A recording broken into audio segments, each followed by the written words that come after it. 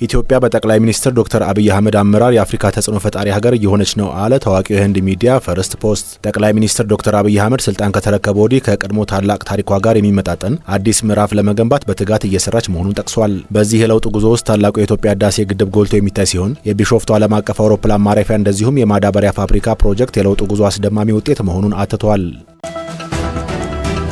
የአዲስ አበባ ከተማ ከንቲባ አዳነች አቤቤ በቤኒን የዲጂታል ትራንስፎርሜሽን ኢኖቬሽንና ፈጠራ ሚኒስቴር ማሁና አክፕሎጋን ከተመራ የልዑካን ቡድን ጋር ተወያዩ።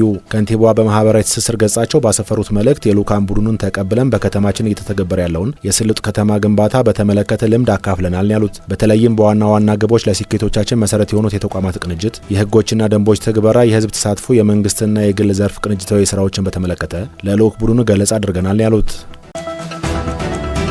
መንግስት ሁለንተናዊ ብልጽግናን ለማረጋገጥ በቁርጠኝነት እየሰራ ነው አሉ የብልጽግና ፓርቲ ህዝብና ዓለም አቀፍ ግንኙነት ኃላፊ ሚኒስትር ዶክተር ቢቂላ ሁሪሳ። ፓርቲው የሀገሪቱን የዲሞክራሲ ግንባታ ሂደትና የሰባተኛው ጠቅላላ ምርጫ አፈጻጸምን አስመልክቶ መቀመጫቸውን አዲስ አበባ ላደረጉ የውጭ ሀገር ዲፕሎማቶች ገለጻ አድርጓል። ዶክተር ቢቂላ ሁሪሳ በዚህ ወቅት እንዳሉት ከለውጡ ወዲህ የተመዘገቡ ድሎች የመደመር ፍልስፍናን ማዕከል ያደረጉ መሆናቸውን አሳውቀዋል።